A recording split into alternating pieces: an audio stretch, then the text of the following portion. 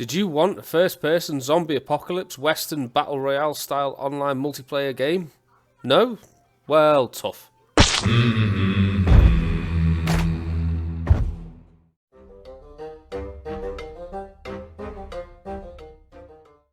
Welcome back to the Critically Clueless. My name is Switch, and today we're taking a look at Hunt Showdown.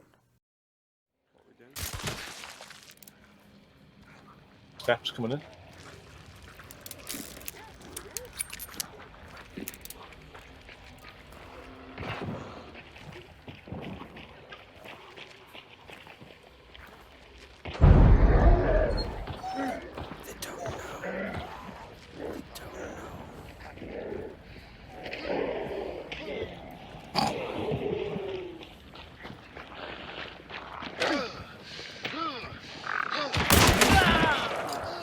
No! Hunt Showdown is a PvE, PvP first-person shooter developed and published by Crytek. It had its early access launch on Steam in February of 2018 and had its full release in August of 2019 and is currently available on both PC and consoles. So yeah, we're a little bit late on this one, but the game has continued to develop over the last year, so stick with me. It's also worth noting I have this on PC, so I won't be basing any of this off the console versions as I've not played them. Hunt Showdown is set in a post-Civil War America, somewhere around the late 1800s, and a great evil has set itself upon the land. So yeah, zombies. Lots of zombies. 12 players enter a 1 kilometre squared map, and only one team will leave. Well, not exactly. There's often multiple bosses, and you can extract from the map anytime you want. So it's not exactly your standard battle royale game. But the basic idea is you traverse the map, find clues, and narrow down where the boss is. Once you've found the boss, you kill it, banish it, claim your bounty, and extract. Easy enough. But banishing the boss and claiming the bounty tends to attract the attention of the other hunters, which leads to what I can honestly say is some of the most enjoyable, intense, and downright rage-inducing firefights I have ever experienced in a first-person shooter. Trust me, the gunplay alone makes this game worth your time.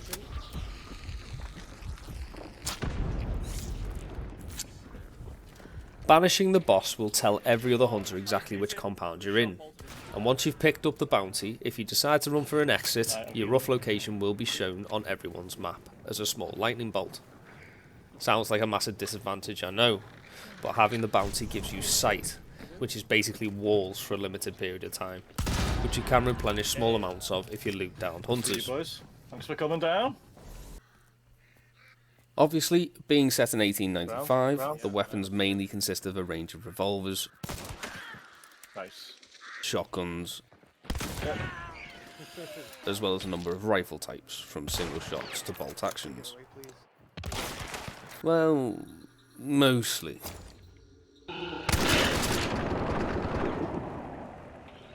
As well as a range of melee weapons, which are super satisfying to take other players out with. Ah, God!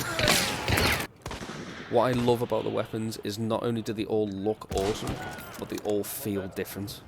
They have their own sound, their own kick, different bullet velocities, and they're all satisfying to use for their own reasons, and all require practice to use effectively.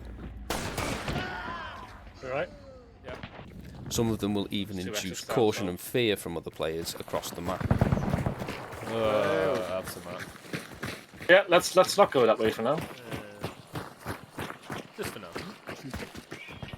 The large selection of weapons come at a varied cost, with the best and hardest hitting weapons coming with a heavy price tag. However, another thing I love in this game is even the cheapest of loadouts are viable in Hunt. As long as you play smart and to your weapon's strengths, you can easily take out players with much better weapons. Outside.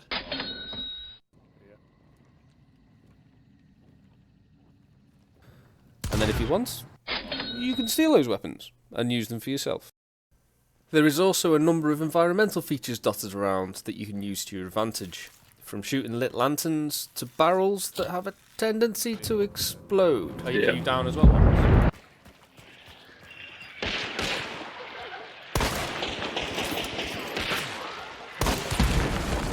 Wow. Okay. Yep. The leveling system in Hunt is twofold. You have your main bloodline rank, which goes from 0 to 100. Through this system you unlock base model weapons, tools, consumables, and traits for your hunters. Then there's the weapon leveling. Most of the weapons and tools in Hunt have other variations, like bayonets or scopes for example. The only way to unlock these is to use the base weapon in-game and amass XP with them until you unlock the variant you want. This allows you to push for specific unlocks, as opposed to just having to wait till you're a certain rank to get it. Honestly, this can still be a bit of a grind sometimes, especially if you want the last variant of that weapon type. But if you use them enough, you will unlock them eventually. A good tip for this is last hits on enemies put the XP to that weapon. So if you're taking out a boss, make sure the death blow is done with the weapon you want to upgrade. Melee hits also count. If you're trying to stay quiet, drop the AI with the butt of your gun instead of switching to your melee weapon. That brings us onto the hunters. They come in 3 tiers, and the different tiers are unlocked by progressing through your bloodline rank. Tier 1s will come with basic weapons, no starting traits, and they stick out like a sore thumb, but you can get them for free. Tier 2s will come with better gear, they'll have 2 random starting traits, and they'll be slightly more sensible in their clothing choices, but they come at a higher cost. Tier 3s are the most expensive, but will tend to come with top tier weapons, 3 random starting traits, and a much more incognito, ranging from little black numbers, all the way up to full bushwookie. There are also legendary hunters that you can unlock. These come at a set price with 3 random traits, but they won't have any starting gear or weapons. So, choose your hunter, kit them out, and join a game. Now at this point I need to stress, permadeath is a thing in this game. If you and your team all go down, that hunter is dead and all your gear and weapons are gone. So try not to get too attached to your hunters, because you're gonna die, like, a lot.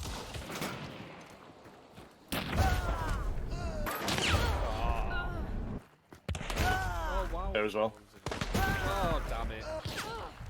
Obviously, if you solo, your death will be rewarded with a trip to the loading screen, but all is not lost if you're in a duo or a trio. Providing one of your team is still alive, you can still be revived at the cost of losing one of your health bars. But be aware, once all of your health bars are gone, you're done. Lost health bars totaling up to 50, that's a third of your health, can be replenished in-game by banishing a boss. But if you'd rather not chance it, you can extract any time and live to die another day. Now if you are lucky enough to extract, you'll be awarded XP, money and trait points for your hunter, dependent on how well you did in the game. These trait points can be used to buy back health bars and to buy traits to help make your hunter more lethal in the next slog through the bayou.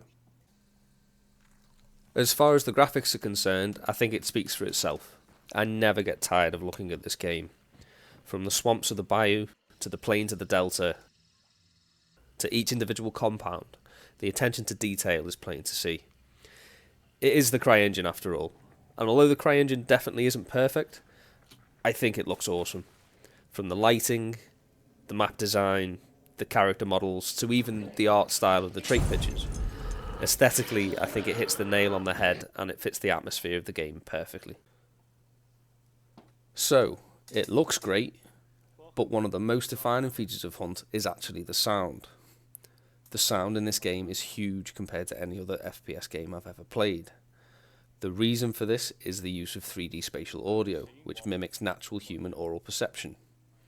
This means you can accurately determine not only the direction the sound came from, but also its rough distance from you in game. This also means wearing a stereo headset is an absolute must when you play Hunt, or you'll be at a massive disadvantage.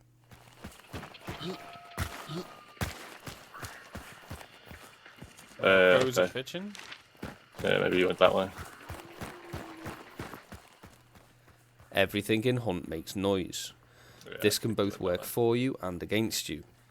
Certain things can be heard across the majority of the map, such as gunshots and any of the procedurally generated sound traps, allowing you to hunt the other players as you use these sound triggers to estimate their location.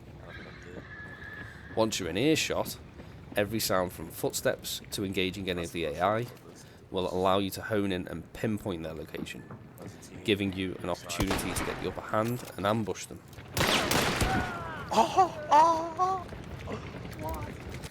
But obviously, triggering any of these yourself will telegraph your position to other hunters, taking away any element of surprise you may have had. Team stealth. Team stealth. It definitely pays to be stealthy and hunt, but it's almost impossible to be completely quiet. Even crouch walking makes noise that can be picked out if someone is close enough to you. Here's a quick example of how important it is to utilise the sound in hunt. I'm pushing him, mate. Quick overview, there's a team in the boss layer, they have the bounty, they know we're here. I have a shotgun, time to push. Hear that? That was a hunter charging a melee attack.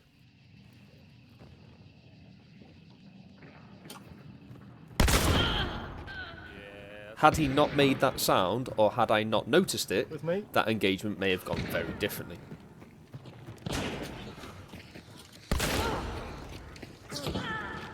What? Also, as a side note on the sound, I love the soundtrack to this game. And if you're feeling relatively safe or fancying purposely activating a sound trigger, there are pianos and gramophones knocking around the map that have some pretty cool songs on them as well.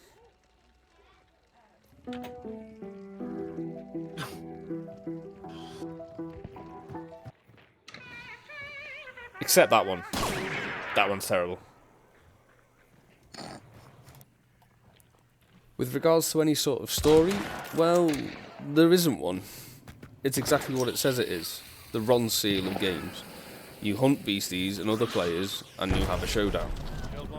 However, the devs have put a lot of time into the world building, and have given us lots of interesting short stories that you can unlock through killing monsters or using weapons, fleshing out the lore to the Hunt universe by providing a bit of context to the surroundings you find yourself in. As far as usability goes, although not as prevalent now, new players do often have a tough time with Hunt, with it being so different and much more unforgiving than the run and gun Call of Duty-esque games, as well as the player pool not quite being large enough for the elo-based matchmaking system to be as effective as it should be. A lot of new players don't want to stick out the initial playtime required to be able to hold their own in the game. But following the implementation of the training and quick play modes, a few extra noob-friendly spammy weapons and traits, as well as the rise of other equally unforgiving high-skill shooters such as Tarkov, I'm hopeful the player base will continue to increase as it has done of late, and create a much more balanced experience for every skill level.